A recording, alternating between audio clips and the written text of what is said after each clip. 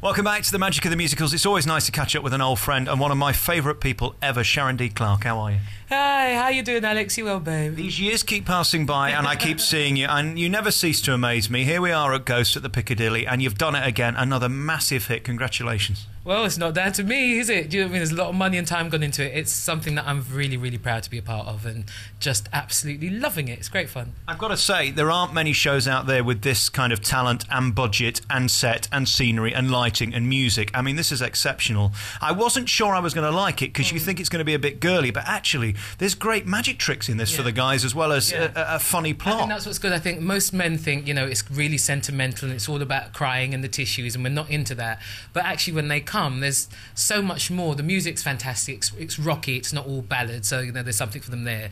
And then there's great illusions. I mean, like Paul Keeve has just done the most wonderful job at making all of us go, oh my God, how do you do that? How do you do that? I mean, we're in the show and we're still going, bloody hell. Do you know what I mean? I watched an understudy run last week and was just amazed at how stuff looked because, you know, especially for me, Rich, we've never had a chance to see how it looks. So you see how that translates to the audience. You're like, yeah, it's great. How much hard work is it getting it from that moment where you're reading the script to getting it here in the West End? I mean, there's months and months of planning and rehearsals and tightening it up and reworking this and reworking that.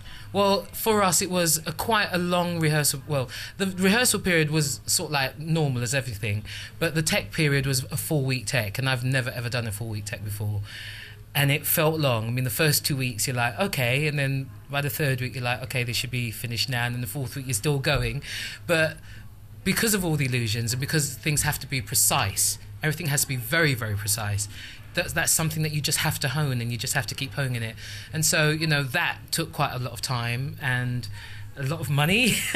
But, you know, it's all for the greater good. It shows in the show. It's spectacular without all the illusions taking over the story. And I think that's what really works about this, is that you don't just come for the illusions. The illusions are a part of the story and blend in with it and don't take over, don't overshine. You're so important to this story because it would be quite dour without you. It's a really sad story, let's face it. A love story gone wrong where somebody dies ain't going to make people very happy in an economy like this. You come on and you immediately cheer us up. And let's talk about you. The voice is one of the best in the world as far as I'm concerned. But your personality is just so warm and funny. I mean, you were born to do this, weren't you? I don't know, I love her. I absolutely love Oda Mae. I think she's just a joy to play. She's got a wonderful journey to make as well. She goes from being someone who is a complete fake, a complete con artist, to then being reluctantly gifted, to then accepting that gift, to then realising that there is so much more, that this whole world opens up to her, which, you know, she'd never really considered before. And I think the arc of that journey, where it takes her emotionally as well, is just...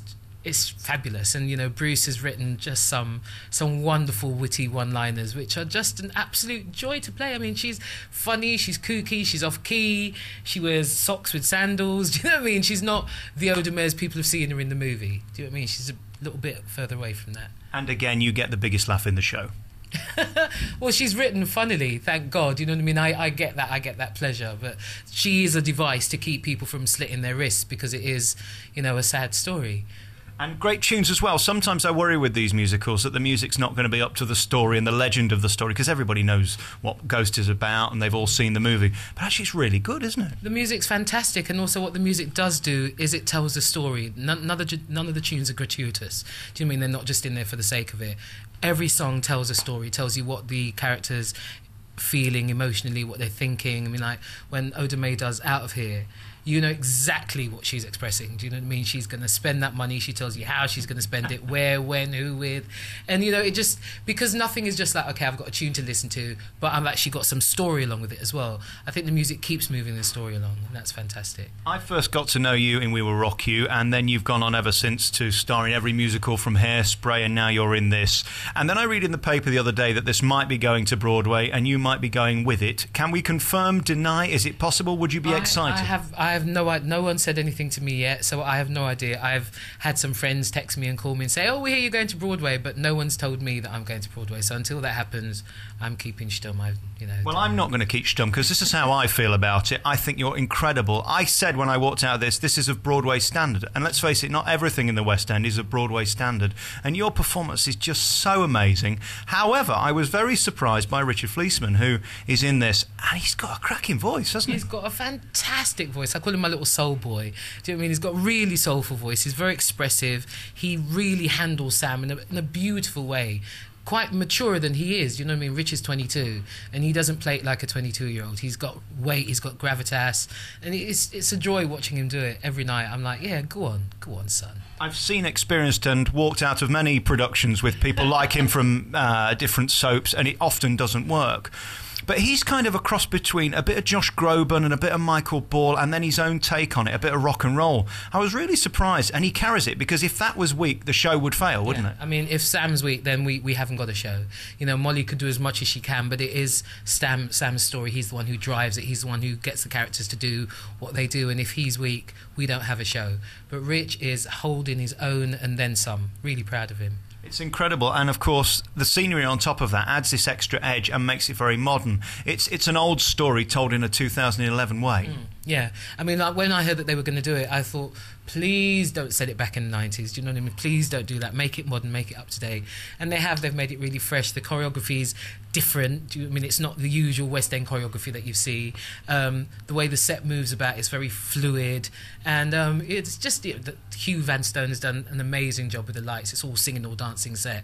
It just looks beautiful. It's very cutting edge. It's very innovative.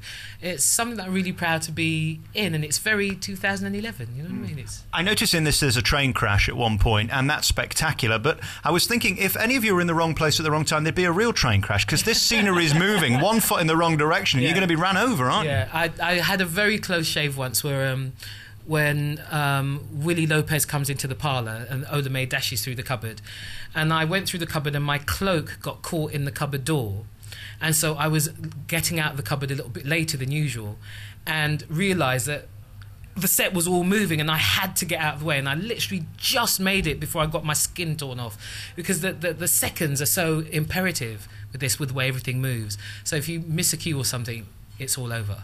I've said this to you before. You know I want to marry you, and you've not accepted my proposal yet. However, having seen you in these frocks that are here next to us, why are you laughing, Sharon?